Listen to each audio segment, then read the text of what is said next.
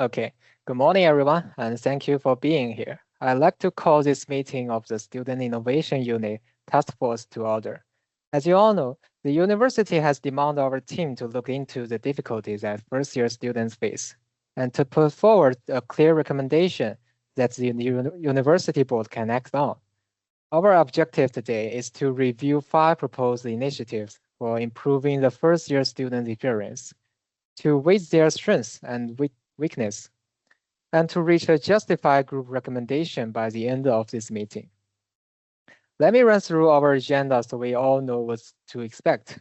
First, each member will present the proposals they were responsible for reviewing.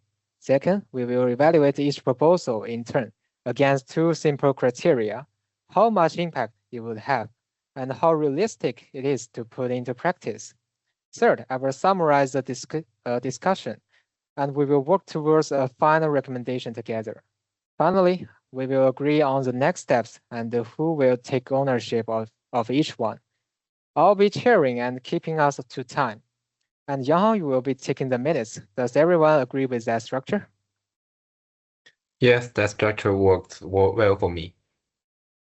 Agreed, it sounds clear. Yes, I'm happy with that. Okay, thank you, Hanishi. Just confuse my roles. I will be recording what's discussed. How it grew on and who was responsible for each follow-up action. If anyone speaks too quickly, I will ask you to pause for the moment so I can capture it accurately.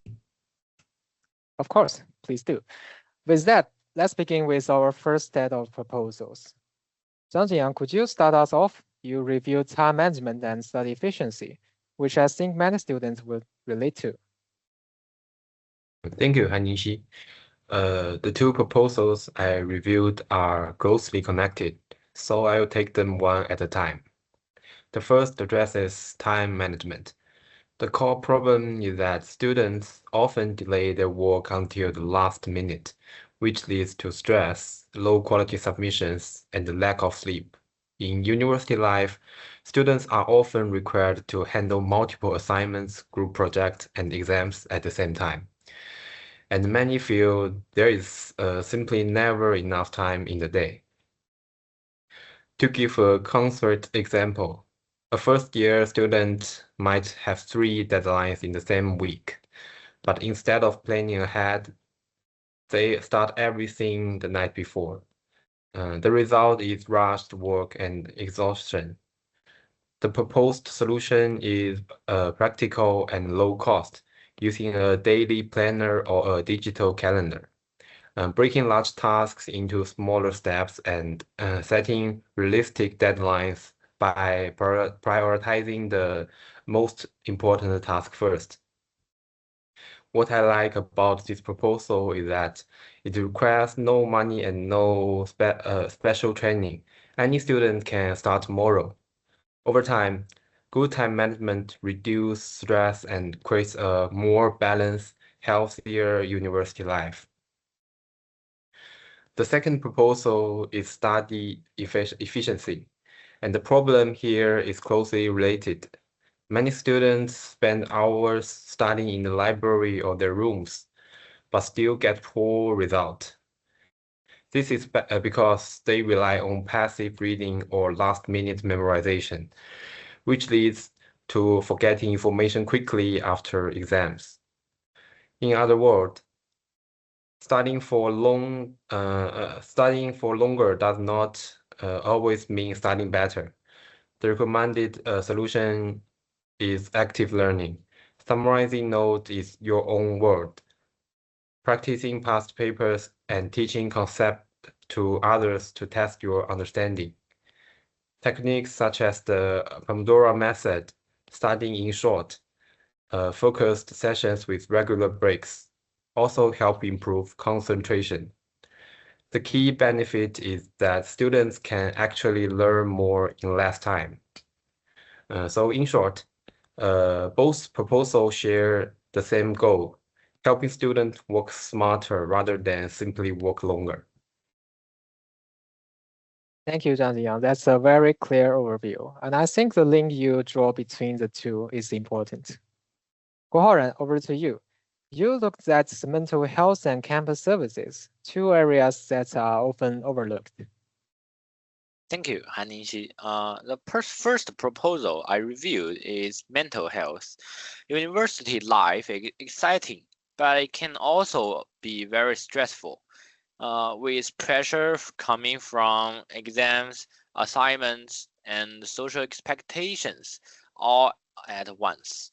The main concern is that many students ignore their mental health and keep pushing themselves until they feel exhausted or completely burn out. Over time, this can lead to anxiety and a lack of motivation and even depression. What makes this problem worse is that some students do not seek help because they feel embarrassed or because they think their stress is not serious enough to matter. This is a real barrier we need to address. The proposed solution is to encourage students to take regular breaks, to talk to friends when they are struggling, and to make use of the counseling services the university already provides. Simple daily habits such as exercise, proper sleep, and relaxation also make a real difference to mental well-being. The key message of this proposal is that mental health is just as important as academic success. A student who is well rested and supported will always perform better than one who is burnout. The second proposal is campus services, and it connected naturally to the first. Universities provide many useful resources, libraries, counseling centers, academic workshops, and online learning platforms, but many students do not fully use them. Often this is simply because there are no aware these services exist, while others assume they are unnecessary. As a result, they miss out on valuable academy and personal support that is already paid for through their fees. For example, a student struggling with academics writing might never know there is a free workshop that could help them. The recommendation is for students to actively attend orientation sessions and workshops, and to make full use of libraries and online database. The strength of this proposal is that it costs the university almost nothing. The services are already there. The real gap is awareness.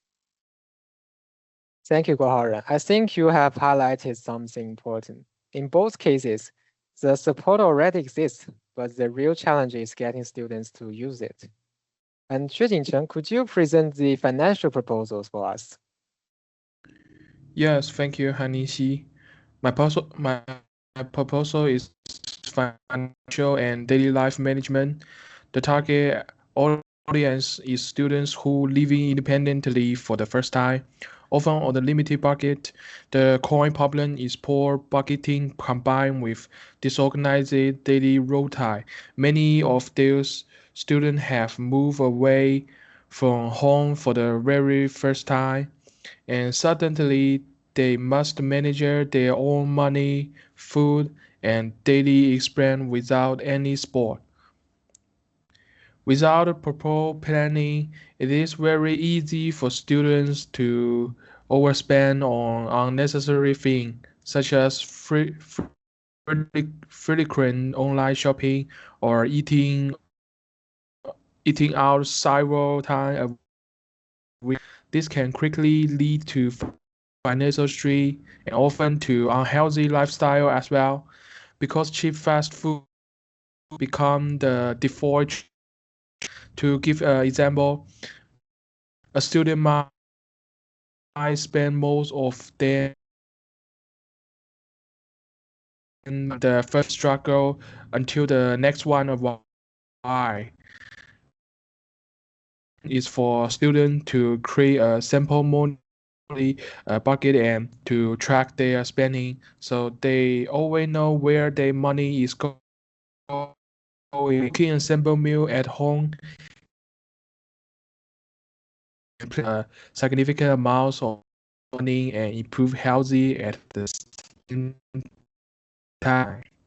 With better financial awareness, students can enjoy a more stable and comfortable university life with far less stress. This proposal is slightly cyber,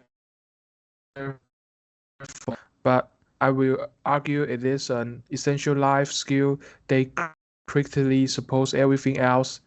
A student who is constantly more money cannot focus totally on their students or their well-being. So I believe it is a real place in our final recommendation. Okay, thank you, Xu Jincheng. That's an important point. Financial stability supports academic success too, even if it is easy to overlook. Okay, thank you all for those clear presentations. Before we decide anything, I'd like to us to evaluate each proposal briefly against our two criteria, impact and feasibility. I will go through them one at a time, and I'd like to welcome a short comment from each of you. Starting with time management and study efficiency. In terms of impact, these seem very high because almost every student struggles with them. And in terms of feasibility, they are easy to implement since they cost nothing. Zhang Jinyang, would you agree? Yes, I agree. The main challenge is changing student habit, but the methods themselves are simple and free. Thank you. Turning to mental health and campus services, the impact here is significant. But Guo Haoran, how feasible do you think it is to actually change student behavior? It's feasible because the services already exist. The real work is raising awareness, perhaps through orientation week and regular reminders. That's a helpful distinction. And finally, financial management. Xu Jincheng, where would you place it on impact and visibility? High feasibility. Science budgeting is a simple personal habit that is strong too, especially for students living away from home. Thank you all.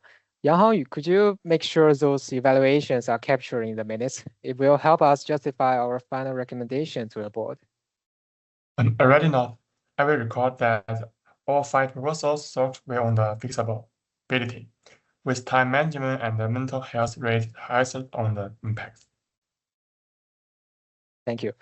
We now have 5 strong proposals on the table: time management, study efficiency, mental health, campus services, and financial management. Rather than simply choosing one and discarding the rest, let me summarize the thinking that connects them, because I believe a combined approach is far stronger. When we look closely, these problems are not really separate from one another.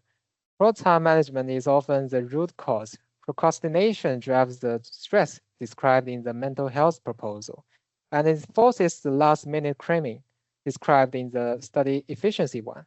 So I would like to propose that time management act as a framework with study efficiency and mental health support built directly into it, rather than treat it as an afterthought. I also suggest that campus services becomes our delivery channel. Rather than creating something entirely new, we channel the workshops, the counseling, and the study skill section through the resources the university already provides. The infrastructure exists, the gap is awareness. As Guo Haoran rightly pointed out, the financial management runs alongside as a parallel track, distinct from the academic side, but equally essential to a student's stability. Does that integrated model sound reasonable to everyone? Yes, I agree. Combining the proposal is far more persuasive than choosing just one. and it reflects how the problems actually overlap. Agreed. Delivering it through existing campus services makes the whole plan realistic and affordable to implement.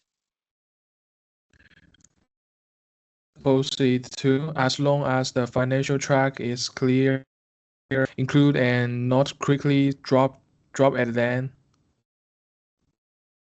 Understood, Xu Jingcheng. I will make sure it is named clearly. Then I believe we have reached our consensus.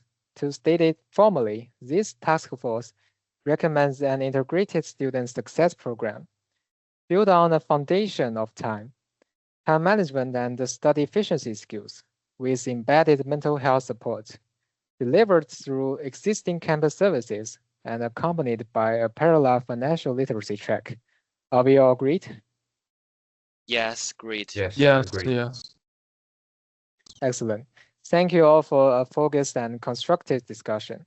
Let me close with a short summary of our decisions and the act points that follow from them. The decisions is that we adopt the integrated student success program we have just described and recommend it to the university board. For the follow-up actions, Zhang Jingyang, could you draft the time management and the study skill component? Guo Haoran, you will outline how the mental health support and the campus services delivery will work together. And Xu Jingcheng, you will develop the financial literacy track and suggest how we might measure whether students are actually engaging with it. Could you aim to have first drafts ready by the end of next week? Yes, no problem. That works for me. Agree. End of next week. Yang Hangyu, could you circulate the minutes once they are approved? Value to confirm the action of Zhang Jingyang on time management and study skill. Guo Haoran on the mental health and campus service delivers. And Xu Jingcheng on the financial track and measurement. All due by the end of the next week. I will type the meeting and send them Han Ningxi for approves and the security them to everyone. Perfect. That brings us to the end of our agenda. Thank you all once again for your clear, well-prepared contributions and your willingness to work towards a shared recommendation. I now declare the meeting closed.